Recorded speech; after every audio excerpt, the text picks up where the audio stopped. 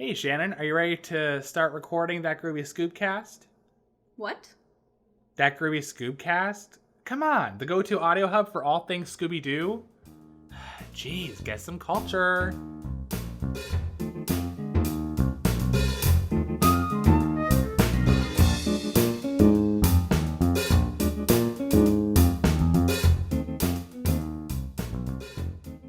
Hey guys, thank you for joining us today. My name is Derek. And I'm Shannon. And today we'll be watching an episode from What's New Scooby-Doo titled Diamonds Are Ghoul's Best Friend.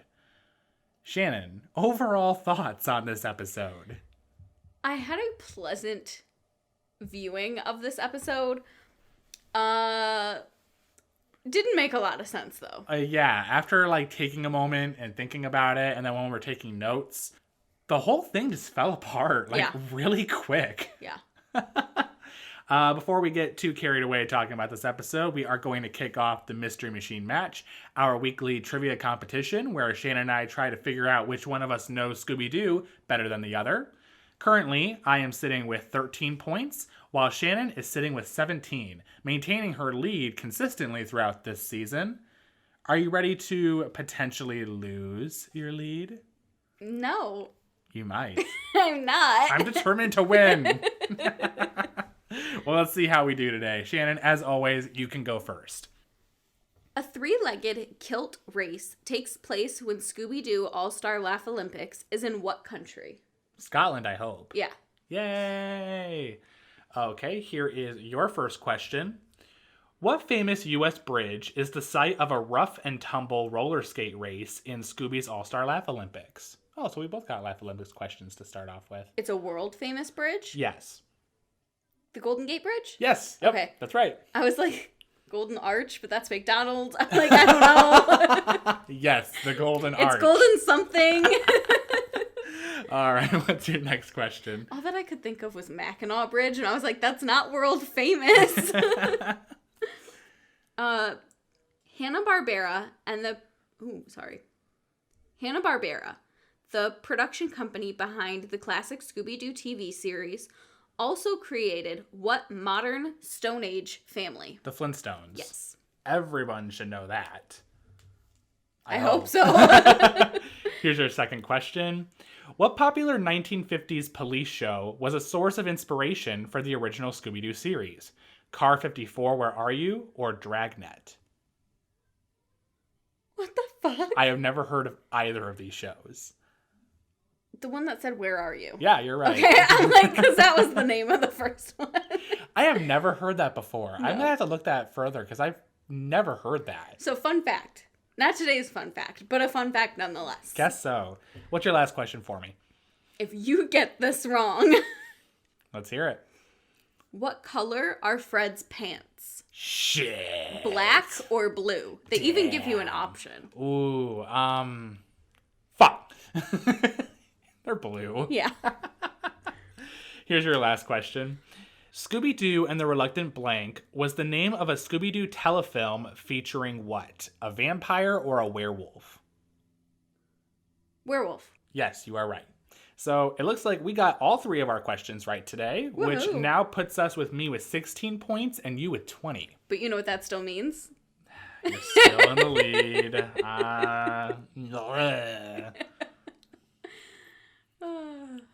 You're getting ballsy. I know. And I'm going to lose so bad. Well, that was this week's Mystery Machine Match. You ready to move on to our episode for today? Yeah. Okay. Like we said before, today's episode is titled Diamonds Are a Ghoul's Best Friend. Our premise for this episode is coming from Scoobypedia. When the gang goes to Russia to watch the Moscow Invitational Hockey Tournament, they encounter a ghostly hockey player known as the Frozen Fiend. Little do us viewers know that the mystery is a piece of shit, and the timeline of events throughout this episode is wild. It was very confusing. I really enjoyed watching it. There was a lot of funny things going on in the episode, but then when things clearly became incomprehensible and just so lazy in terms of writing, I was so unimpressed. And I mean, as we always say, we watch these episodes 2, sometimes 3 times So when you watch it the first time, it kind of gives you a chance to enjoy it, ask a few questions as you go, but then once you find out who the villain is, and then you turn it around and watch it a second time, knowing full well who the villain is, it really lets you, like, deep dive those questions, and that's kind of where we ran into it of, like, it doesn't make any sense. It fell apart so quick, too. Like, it was just, like, I was shocked, because this is a, 20-minute long episode, 22 minutes, and during our second watching, because of how many times we had to pause, take notes, and then just contemplate with each other, like, what the fuck is happening? Yeah. I think it took us about 40 minutes just to get through the second watch. It was insane. Well, and it's because we'll get into it, but I think initially the writers were going to have two people be the villains together. And then for some reason they decided, let's just make one of them the villain, and then it just destroys the story. Yeah. Exactly. Because it's not like, as this goes on, it makes full sense if you consider that both of them are the villain. Mm-hmm. And so we'll kind of talk it both ways through. Right. But ultimately, like, it's only the first person that will explain it. But it's insane. It's a trip. The episode starts at the ice hockey complex. Gives us no real indication of where we are. I mean, I know the premise says Moscow, and later on Velma says Moscow, but I'm just like, the ice hockey complex. Well, it's almost as great as the county museum. Yeah. Like, everything is Good old county. Good old county.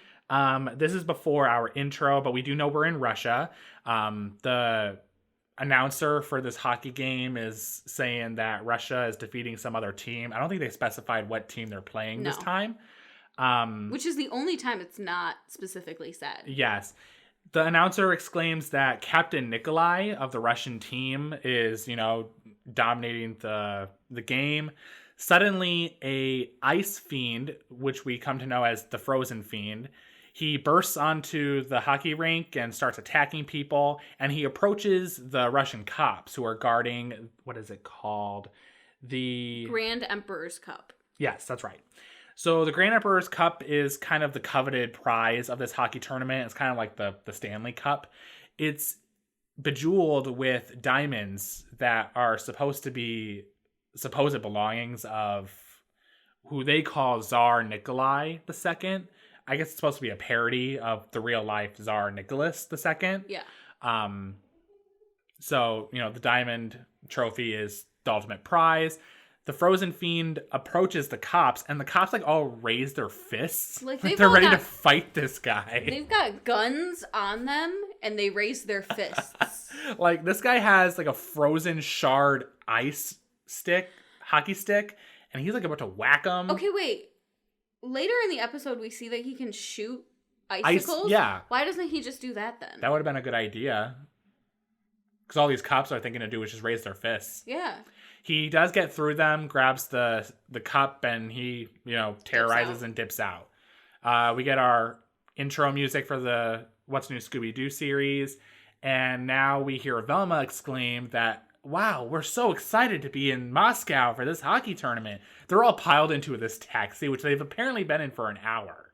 The taxi's small. Shaggy's knee is, jammed into Daphne's side. And Daphne's pissed about it. Oh, yeah, she is. Velma is excited because we learn in this episode she loves hockey. And she, knows everything there is to know about hockey. Which is funny because apparently she knows more than the hockey players. I know. I love when we, just learn these random things that you never hear about in other episodes. You would never think that Velma is a hockey fan. It makes sense. We have made a lot of comments about her being very violent with, the face ripping and the masks and everything. So it would make sense that she likes hockey. I guess so. They arrive at the complex, and they're surprised about the long lines of security that are, inspecting everybody due to the stealing of the cup. They don't know what's going on. Fred and Shaggy go first into the security line. Shaggy is talking about how friendly they are because they're all patting him down. It's that's not really friendly, but okay, Shaggy. Yeah, right. I think one of the cops called Shaggy Johnny Longhair. Yeah. And then Fred is next, and he tries speaking to them in Russian because when they go to foreign countries in this series, Fred likes to try and he tries to speak the language. He has the translation book on him. The Russian security guard was not having it. He had a specific prisoner number already lined up for Fred. Yeah, he says something to the guy, and the guy responds to Fred saying, "Your new name will be Prisoner 432 if I find any diamonds on you." Because all Fred tried to say was "Hi, my name is Fred Jones," or whatever he tried to say. Probably, yeah. Because he said something Fred. And so it was just well, your new name's going to be Prisoner 432. And it was well after he said that, Fred's I don't know how to respond to that. I don't know what that means. Yeah, he doesn't know what that means. It's okay, Fred. They get inside, and they meet Brett Hull, who is a real-life hockey player for the American team.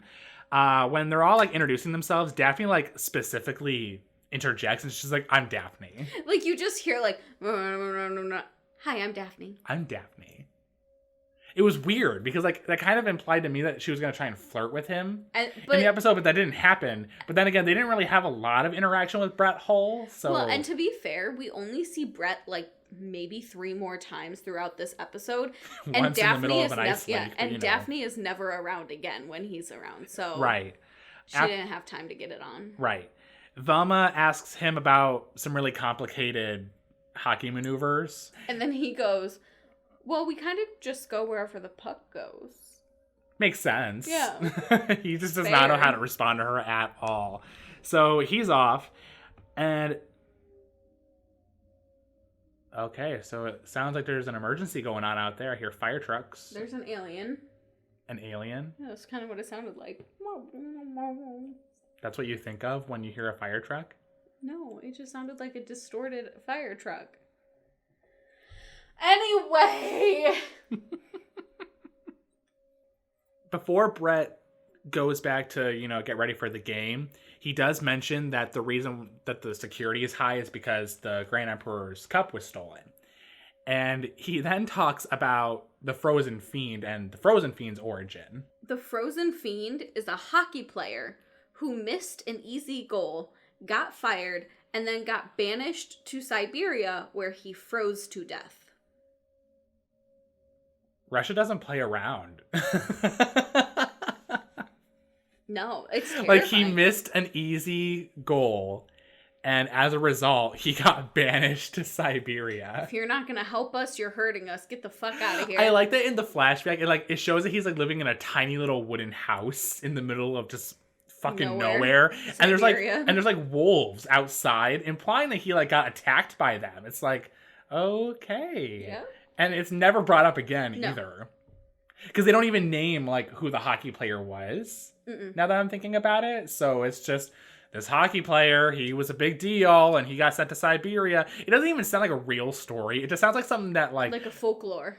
Folklore, or something that your mom tells you to, so you don't do something bad anymore. Johnny Longhair, he got sent to Siberia because he missed an easy shot. You better clean those dishes. So the gang finds their seats. They're seated next to these 3 guys who are from the U.S. They're cheering for the U.S. team. They are diehard fans. Oh, yes. So they're shirtless. And one guy has the letter U painted on his chest. The next guy has S. The last guy has A. And Fred asks him, "Are you guys rooting for the U.S. team?" And Velma's like, What gave that away? Because you know how Velma gives him so shit. Sassy throughout this entire episode. I can't handle her this episode.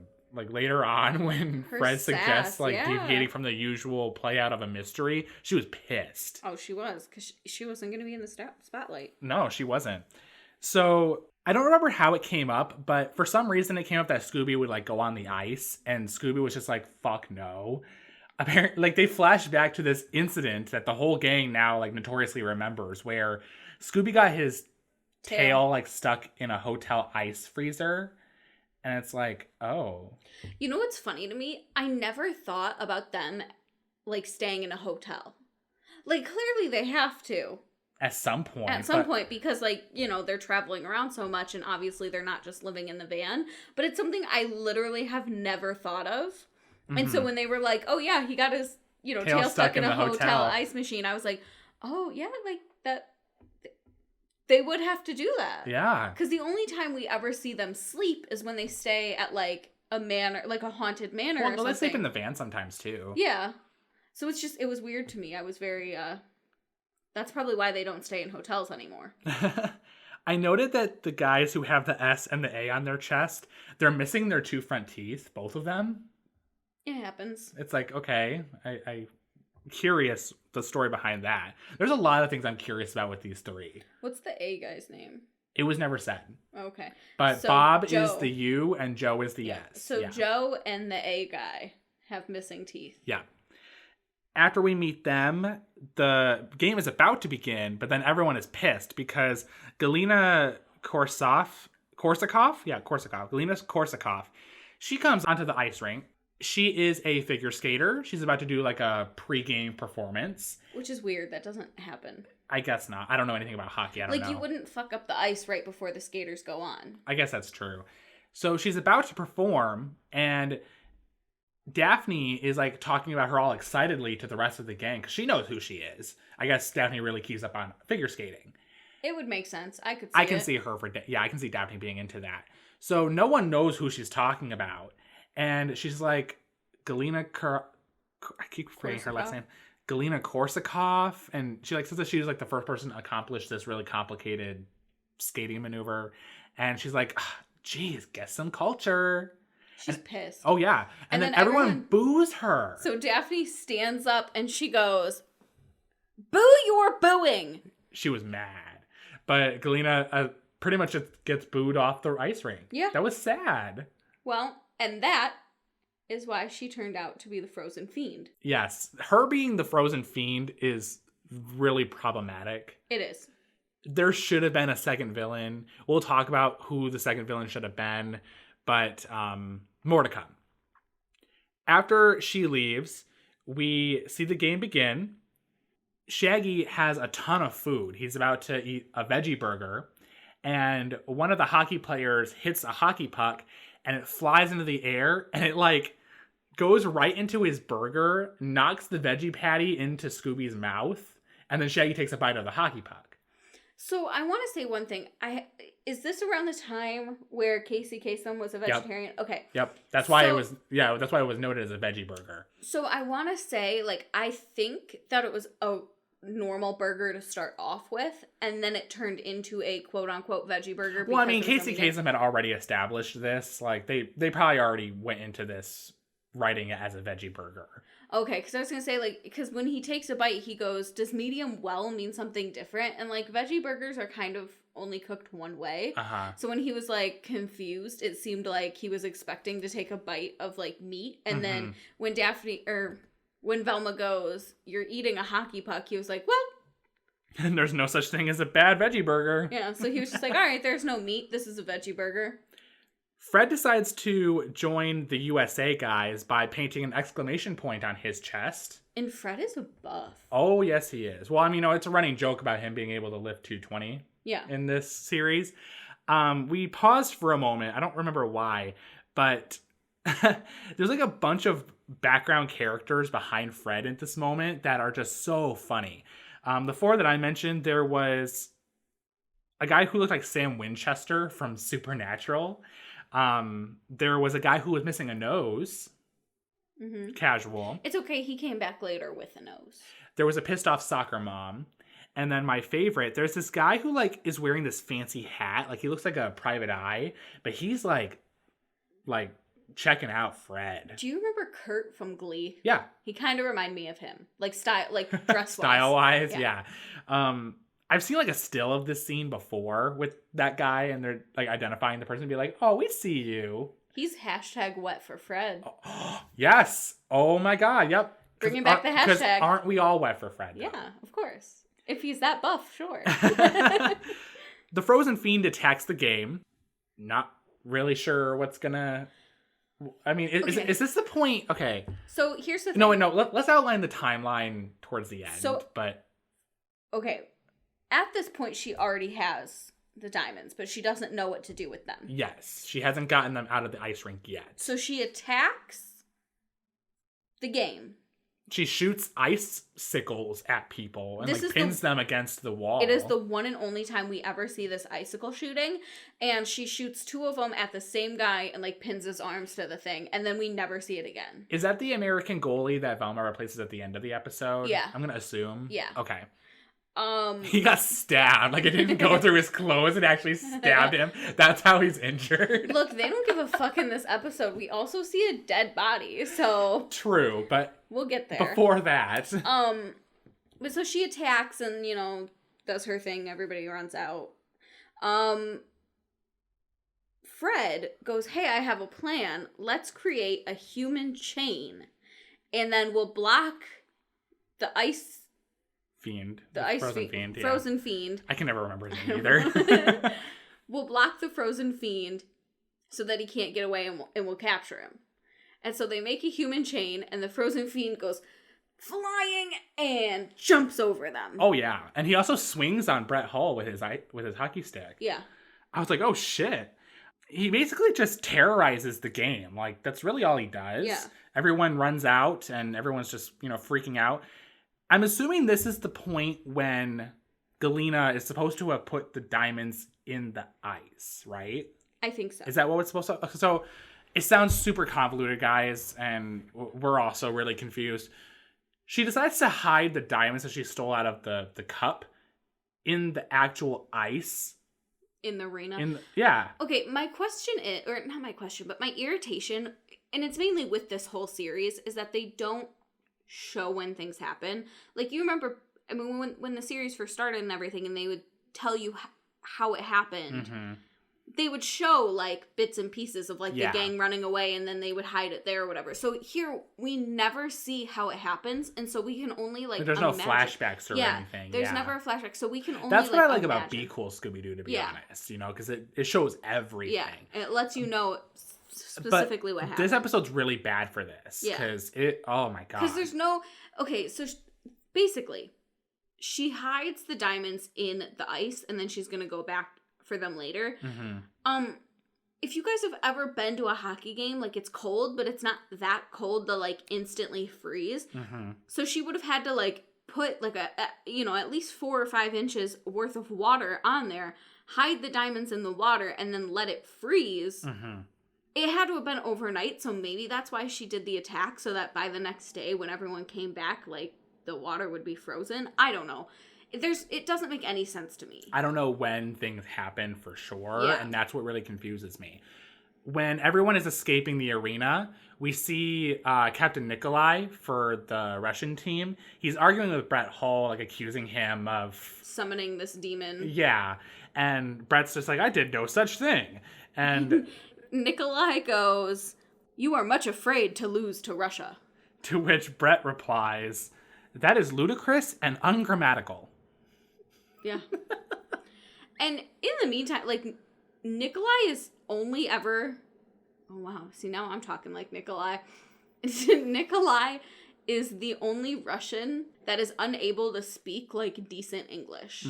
Everyone else that is Russian... I guess I kind of like, though, because... that way it's not showing that every Russian doesn't know how to speak English. I just wish more of them would have been. No, I actually am fine with it how it is, to be honest. Just Nikolai? I wish it was just, at least one other person. No, I think it's fine, personally. Agree to disagree. I don't think there was a reason that the security would be able to speak English. You're just security. You're only No, they were the cops. They were cops. But still, you're only ever in Russia. You could understand bits and pieces of English. Yeah, but they work in Moscow. Oh, okay. All right. The gang is now contemplating whether or not the Frozen Fiend can even attack them now that they're not on the ice anymore. And then it instantly falls apart because here comes the Frozen Fiend on the sidewalk. Yep. So he chases them to, I'm assuming a cemetery or it's like a museum funeral home. I think it was a funeral home. Is it a funeral home? Yeah, because they all run in. Fred, Daphne, and Velma, they hide in reasonable places. Shaggy and Scooby crawl underneath what we think is a table, underneath a tablecloth. Yeah. It turns out they have crawled into a glass coffin, and there is an actual dead body in the coffin that they are just laying and chilling with. Well, because Shaggy makes a point, and he's like, wow, this must be a really popular hiding place. Dude, you gotta be quiet. And then all of a sudden, like, they're like... Did they shine a flashlight or something? I don't know. And then all of a sudden they realize it's a dead body and they can't get out. Yes, the coffin is not able to be opened, I guess, from the inside. Terrifying. So they're screaming, and at this point, the frozen fiend is gone. Daphne, Fred, and Velma are, like, trying to get Scooby and Shaggy out. This is when Daphne pulls off one of her MacGyver moments. So she takes lip balm, face cream, and some sour drops, and, like, just mixes this concoction that bursts the coffin open. Fantastic. Great. Don't think that would ever work, but okay. They get out, and it's never just mentioned again that they were just chilling with a dead body. Mm-hmm. They come outside of this building, and they see Nikolai from the Russian team. He is headed into a museum, and they follow him. They see that he is now, like, putting a rose on this statue. Mm-hmm. Isn't that kind of strange? Like, I'm going to put this rose on a statue of my maybe ancestor. I think he put it, like, in the pocket. Yeah, but, like... well, it's just weird it's that a dummy. Like, it's not, like, the grave. No, and it also weirds me out that a statue has a pocket. Well, I mean, it's just... it's probably like a model. It's, like, dressed. Like, it probably has, like, real clothes on it, maybe. I don't think so. I think it was all just... I don't know. Regardless of what's... This scene is weird because it implies that Nikolai has a relation to Tsar Nikolai II. But it's not ever confirmed. Because, like, the gang is looking around and they're like, why is he doing that? And then when Nikolai leaves, they get a closer look at the statue. And Fred's like, wow, they look a lot alike. And Velma says, well, maybe they're related. And that's it. That's it. It never comes up again. And it's like, okay, so I guess Nikolai is a descendant of the last emperor of Russia. Sure. I like that they changed the name from Nicholas to Nikolai as if they couldn't reference a real life historical person. Like, they've done that before. I don't know. Maybe it's different with Russia. Why would it matter? I don't know. Because Russia's weird. You're weird. You're not from Russia. Don't get offended by this. So, Fred now suggests that they do Operation Surveillance. He thinks it's going to be a really cool idea. Daphne just breaks out. She's like, so we're all just going to split up and follow certain people. And he's like, mind meld? What? Fred is, stupid. Fred is... He's like... He reminds me of just, like, a dopey dad. like, he's my dad. You are my dad. You're my dad. Wookie, wookie, wookie. So Fred and Daphne decide to follow... The superfans. Yes. They break into their trailer. Yeah. That's fine. It's legal. They're looking around and they find this jar of light blue paint. They don't know what it's for. What are you laughing about? Keep going. They don't know what it's for because, you know, they're not any of the colors that the guys appear to have on them. Yeah. And this is when the guy who, we're just going to call him A. He A is about to walk in. down and the street. He's just shouting A. But he's not with you or S. He's not with anyone. He's just walking by himself down the street going, A! A! A! It's like, okay, man.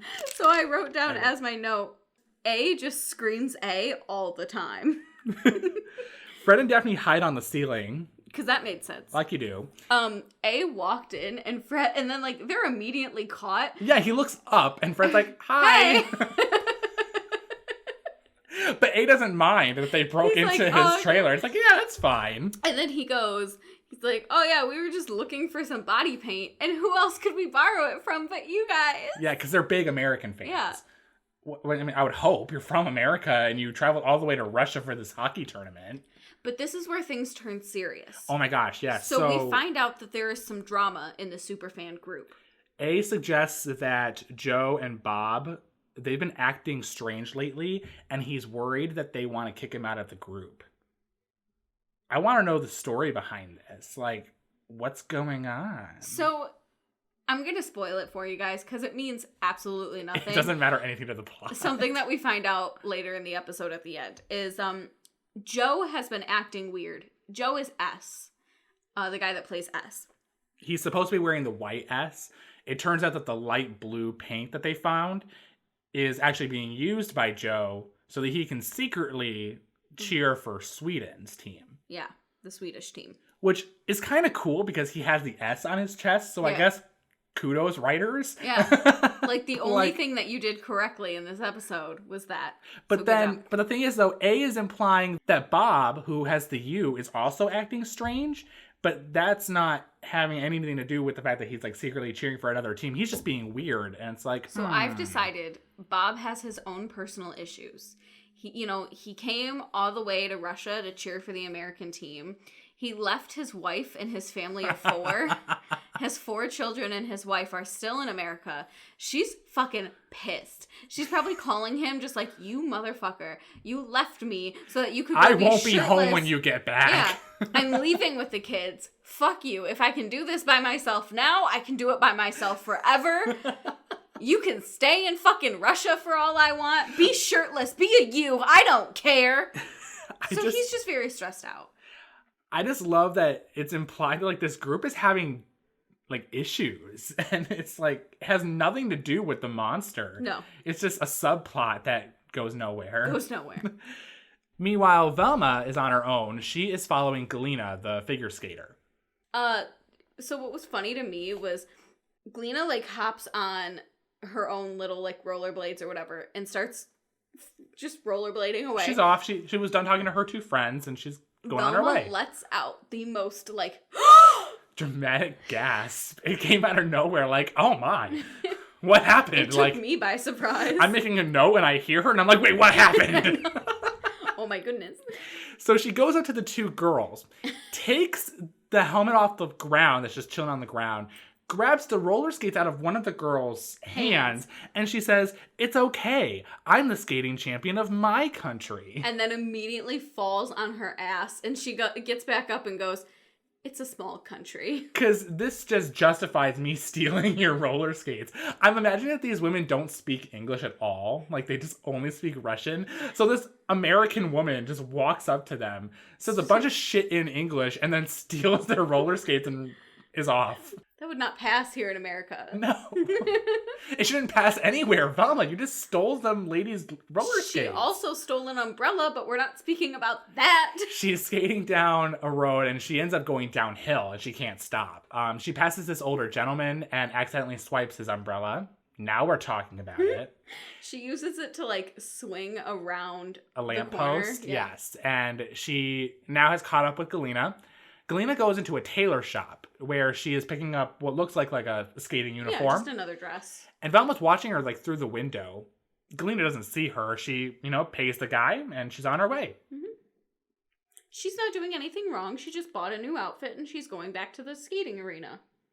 Yeah. To go get the diamonds. Diamonds. Oh, is that what we decided that she's doing right now?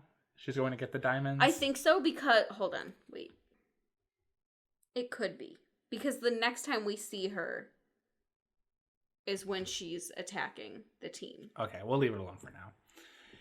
The guy that's inside the tailor shop comes out to talk to Velma, and he's like, no loitering. If you're gonna come in, you gotta buy something. Velma could have really easily just left. Said, oh, sorry. Didn't have to buy anything, but she instead goes inside. And buys something. My thing is, okay, 2, maybe 3 things right now. First off, you're tailing someone. So now she's gone. Yeah, you've lost her. Like, you should have continued following her. 2, skating outfits are not cheap. Just from, like, I have friends that dance, and I know those leotards are really expensive. So, like, I can only imagine what, like, thick thermal ones would cost. Like, they're expensive. So Velma just wasted, like... a ton of money. At least $75 to $100 minimum. And that one was pretty and had sparkles. So it was probably real fucking expensive. And then 3, like, you could have said no. Yeah. Yeah. We now cut to Shaggy and Scooby. They are following Nikolai. They follow him out into the middle of nowhere. He is pushing, like, a wooden shack onto this frozen lake, and they think that he's going to go ice fishing. They start to... Keep talking. I'm sorry. I just realized something, but I'll say it in a second. They start to approach the shack, and I guess they think that he's in the shack, or maybe he's like gone back to his car to get something. Yeah. But they're under the impression, because they think that Nikolai might be the bad guy. So they think, oh, he's going ice fishing, and Shaggy flat out says maybe he's going to use the diamonds as fish bait. Because I guess Shaggy does that. Yeah, that's a thing that happens. But so Nikolai is the person that Derek and I, in our opinion, was originally written to be her accomplice. Yeah. But then for some reason they just decided not to do that. It just doesn't make any sense because they start to approach the ice shack. They're, moving along the ice, and as they're getting close, suddenly the shack just like bursts apart, and the frozen fiend is now there, and he attacks them. I have so many we sat here and talked about this scene for quite a few minutes because of how problematic it is, because we don't know where Nikolai has gone. We were to assume that he was now inside this little wooden shack, but he's not. He must have gone back to his car. The frozen fiend is Galena. So Galena must have left the tailor shop, gotten in the outfit, and then somehow gotten into the wooden shack without Shaggy and Scooby seeing her do it. Or she was already in it as Nikolai was pushing it onto the ice, which I also don't believe. Yeah. And then they're trying to get away from the ice fiend. They're slipping on the ice. Scooby is, piggybacking on Shaggy because he doesn't want to be on the ice. Scooby's useless throughout this episode, by the way. He doesn't do anything. But he doesn't want to be on the ice because of his fiasco with the hotel ice maker. So Shaggy exclaims that he can't move any faster because Scooby's 100 pounds. Which is 700 pounds in human weight. It's like, what? No, it's, what? So there's that. But they get saved because suddenly Brett Hull is also out there and is shooting hockey pucks at the frozen fiend. Okay. Not explained why he's out there, and it's never mentioned again really until later on when they try and justify that he's not the fiend. But why was he out there in the first place? So I have 2 more doors to open that I just thought of. Oh my god, what happened? Okay, so first off, because there wasn't already enough questions that we have for this episode. So Galena, maybe her and Nikolai have like a thing, and so this is like an ice fishing date. And so he's pushing it out there and she's like skating with him. We just don't see. And then she gets in there, changes because she sees Scooby and Shaggy coming, and then she busts out of there, which is again unlikely. Because I don't even think we ever see those two characters interact. No. But then also here's my issue altogether, which is what I like about earlier. When you see something when they split apart, when the gang splits, it's supposed to be that all of this is happening at the same time. So you're telling me that she was at the tailor and ice fishing at the same time? I'm willing to believe, based on the fact that she is the villain, that Scooby and Shaggy witnessing this event happened right after what happened with Velma. Well, yeah, but that means, because... So they all split up at the same time. Well, no, I get what you're saying. No, I know, but hold on. Because, they would have had to have driven out to wherever he was ice fishing. Mm-hmm. So that means, she's going to have the same travel time. Unless the tailor's, right by the lake. Which it might be. I don't know. It might be, but, it's just, it's weird to me. But we don't know how long Scooby and Shaggy have been tailing Nikolai either. He could have been doing some other things between leaving the arena and going ice fishing in the middle of the fucking night. Okay. Because that's also happening, too. I don't know. It's all just so unlikely. And notice how all of this appears to happen in one night. Yeah. I think. Yeah. Right? We never see it in the daytime.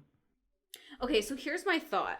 Because I didn't even think about that now. Is that I'm thinking that because it's a tournament, maybe each team plays every day. So when the jewels get stolen, that's the first day. Then the second day is when the U.S. plays somebody. And then the next day is when, what is it? Sweden and Finland play.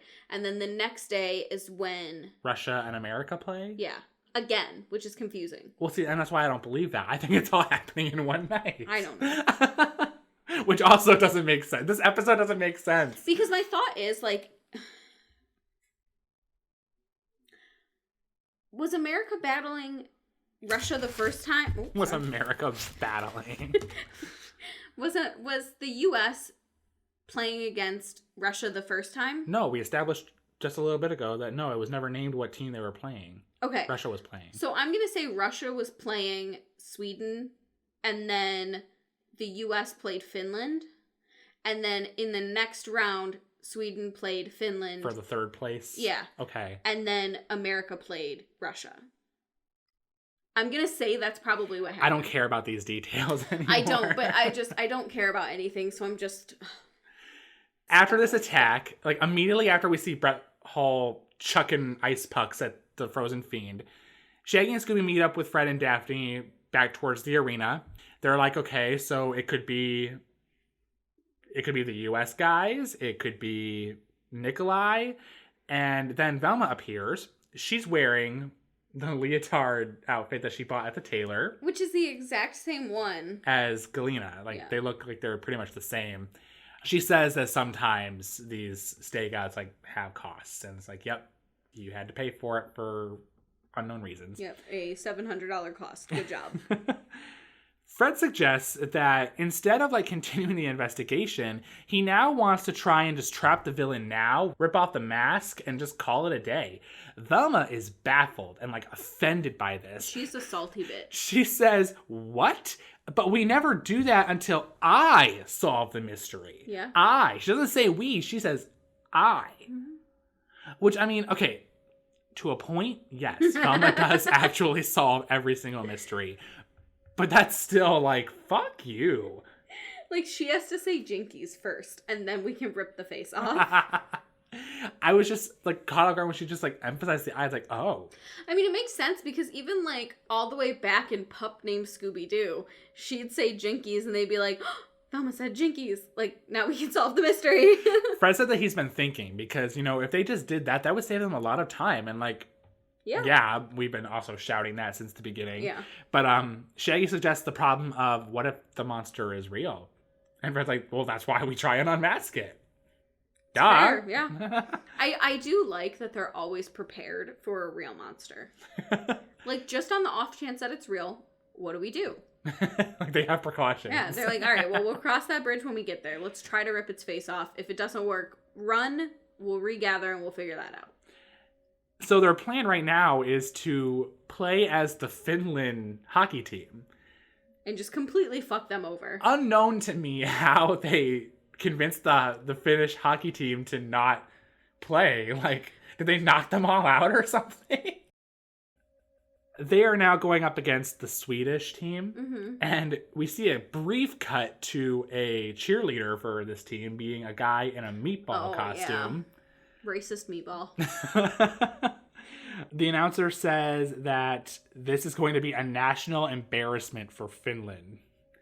Because Scooby one of their won't... players is afraid of the ice, yeah. And so then they, like, Fred and Shaggy are trying to pull Scooby onto the ice, but he's just not budging. And so they go, okay, well, Finland's playing a man down voluntarily. But again, like, I just like that the Finnish team is just letting the this gang. happen. Like, this is just allowed. It's fine. It's fine. It's fine. The Frozen Fiend does appear. He just keeps appearing. For no reason. It's really pissing me off every time he comes onto the ice rink. At this point, Fred, Daphne, Shaggy, and Velma, they circle the Frozen Fiend with, like, ropes, and they're, like, tying him up. Like, they're all skating around him. It's actually a really cool maneuver. Yeah, it is. It's really neat to see. And they think that they have him made, but then, like, he spins in reverse and manages to get out of the rope. Which Fred accounted for. Right, because he thought that, you know, the monster would be dizzy and then they would be able to get him while he was disoriented. Well, unbeknownst to Fred, the Frozen Fiend is a figure skater. And she spots. She doesn't get dizzy. Another subtle good writing so, here. Like, they did, like, a few things. They did a few decent. good things, but the mystery just entirely is... Yeah. They were like, you know, she's a figure skater, so let's make her not dizzy. Let's make that S guy vote for the Sweden team, for the Swedish team. But let's make this mystery make sense. Nah. No, we don't need that. The plan ultimately fails, and the gang try and hide in, I think, the locker room Yeah. or something like that. And Velma says, perhaps we should return to our proven methods of crime solving. She said that, like, really salty. Yeah, bitch. Like, Fred, maybe you should stop trying to improvise and, you know, let's go with the status quo here. Yeah. Quit trying to be creative. Mm-hmm. My next note is shower window problems.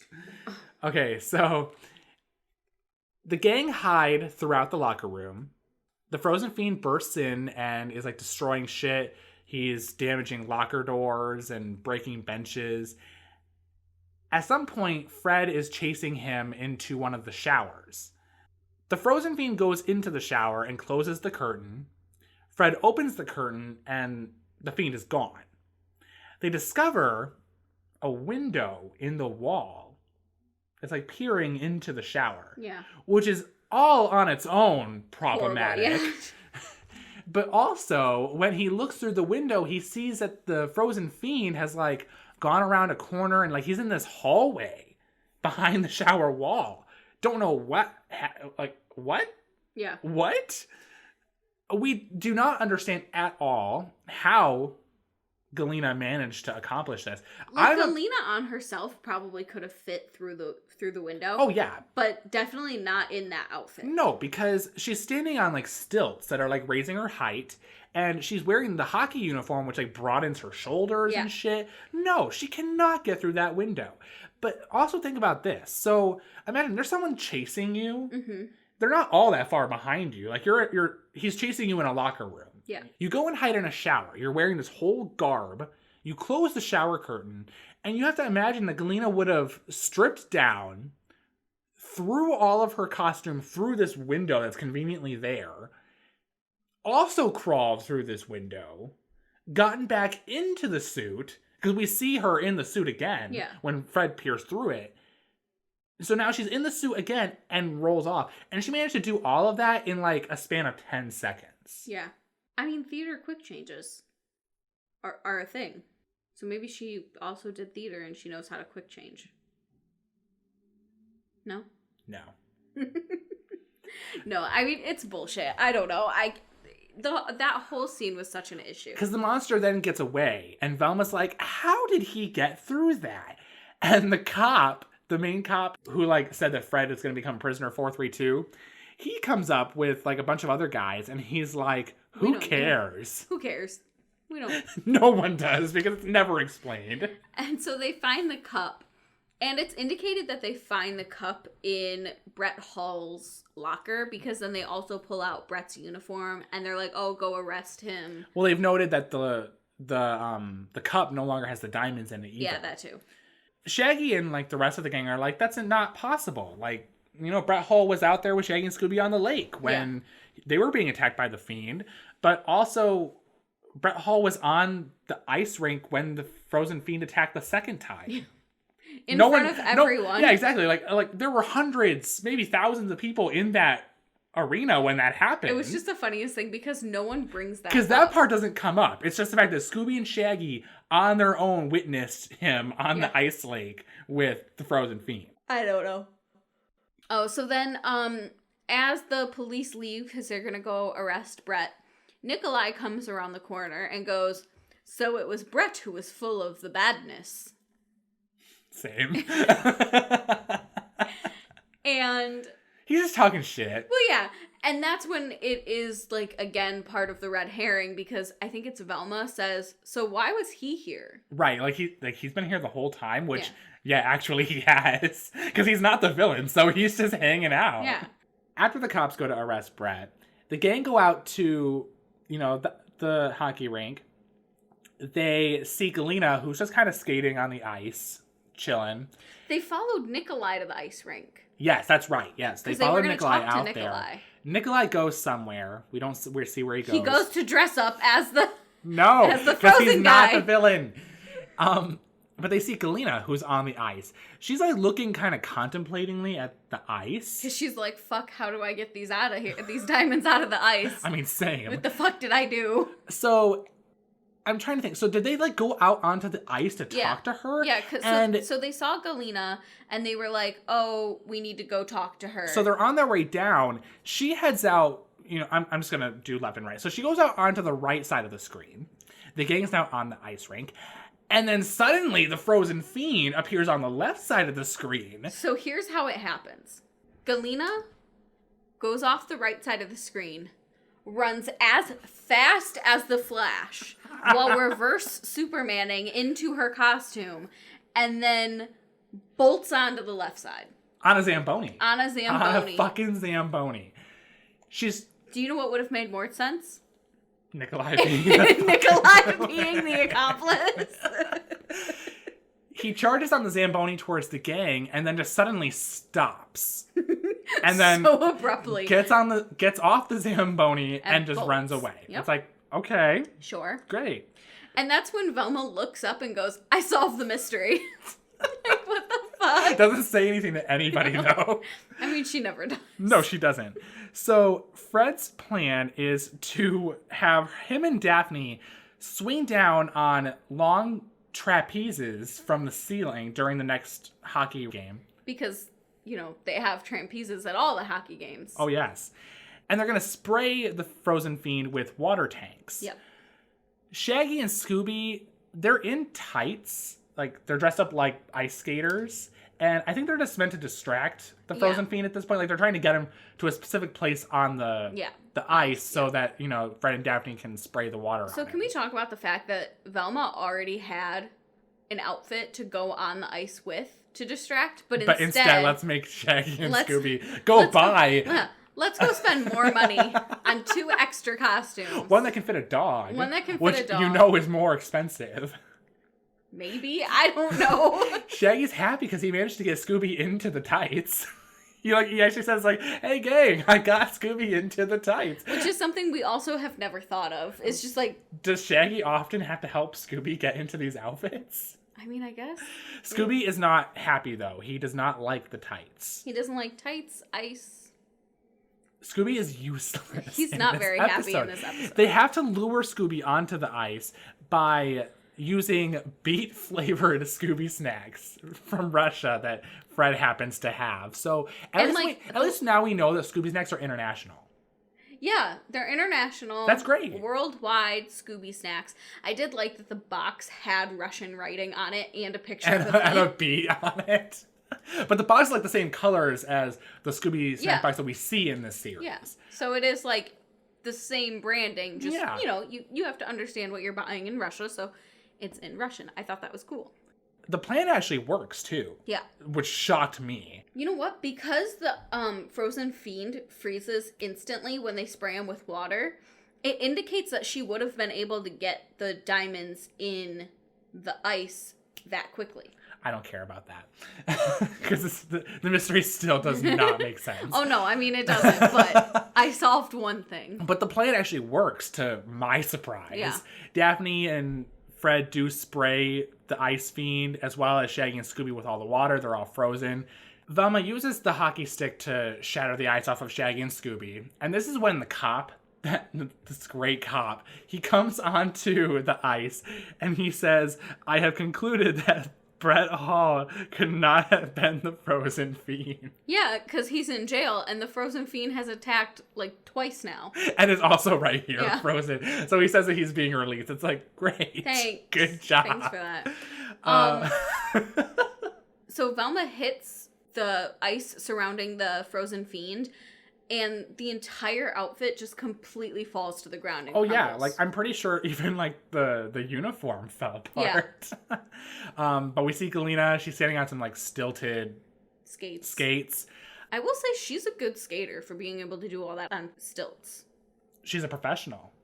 I mean, world renowned. Daphne knew her. I mean, that's real good though. They basically said that what was happening, Galena stole the diamonds out of the trophy, hid them in the ice on the rink, was going to come back for the diamonds wearing her new tailored skating uniform, which had fake diamonds. Mm-hmm. And she was going to switch out the diamonds that are on the ice with the fake ones so that she could manage to get out of the rink without being, suspected by security. Yeah. So during the last attack, it is set, like, so at the end when she's being arrested, she makes this great line of like, "Oh, you're just too smart for me." She says it to Velma specifically, like, because fuck you. because she's already wearing the real diamond. Yeah, she has the diamonds on so she her. doesn't care that she's getting arrested. She already got away with it. So sure, like, they're gonna confiscate her clothes, but when she gets out in 20 years, she's getting those diamonds. So she's set. She does not care. But what pisses me off, though, is that she already has them in her outfit. Like, she could have sat quietly, waited for the game to be over, and she just did gone not home. need to attack. No. There was no reason for her to attack right now. She already got away with it. Yeah. She got away with it. She could have went home. And just shut the fuck up. But no. Yeah. She had to do this attack for some reason. So they chase her, like, outside because she managed to get away from the cop after they realize, oh my god, she has the diamonds on her right now. She goes and hides in a fucking, like, large-size nesting doll. The greatest thing ever is that they see the nesting doll. They all walk up and, like, start grabbing, like, a head to remove it. And the very, like, Scooby grabs the last one, and then she's in it. And Scooby just puts it back on her. And then the next thing you see is them hand the nesting doll over to the police officer.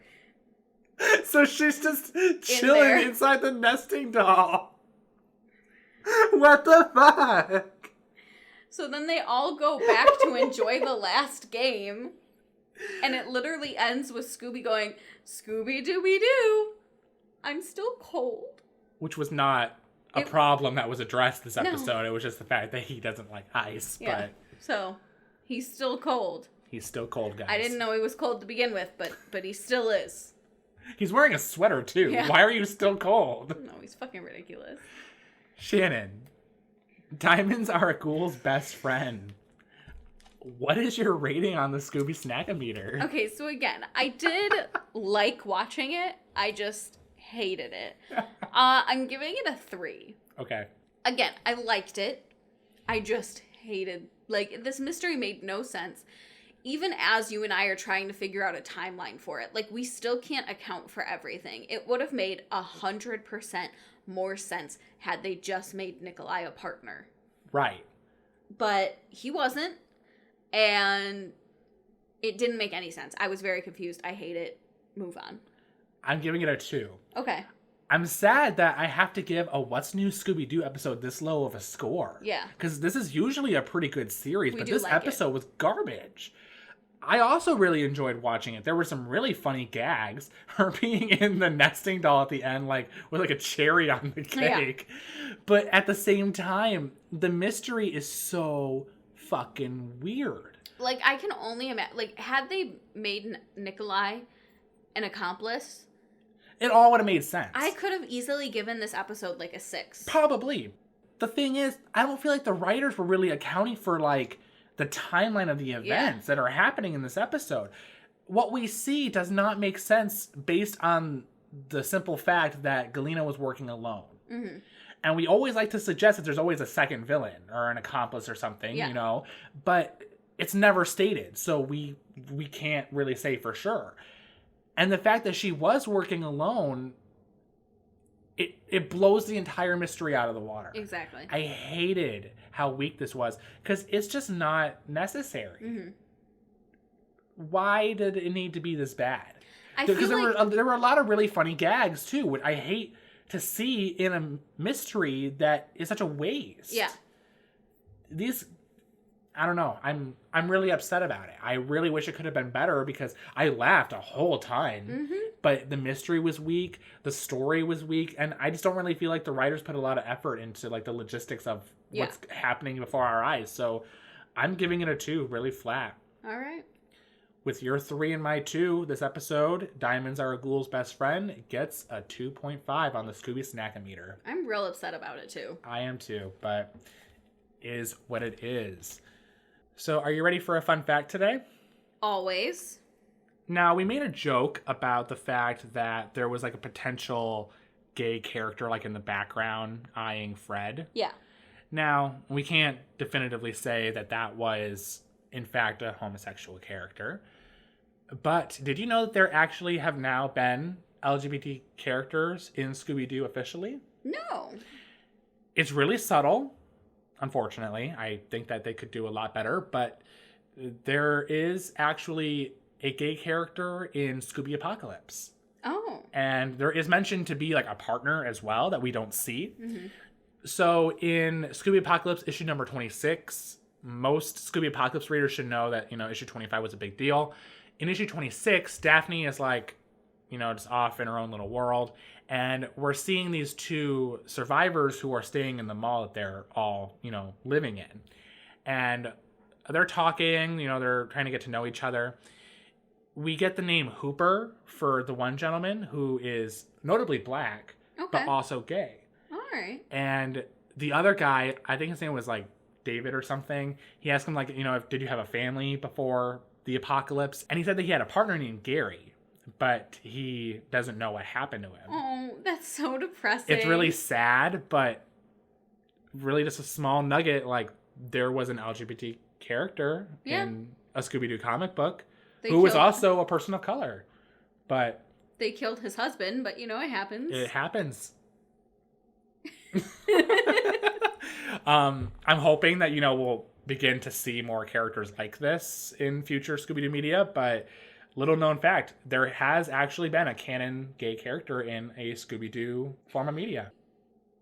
Next week, we will be watching an episode from Shaggy and Scooby-Doo Get a Clue. Here on this podcast, we watch this series in chronological order. So, Shannon, what episode will we be watching next week? Next week, we will be watching High Society Scooby.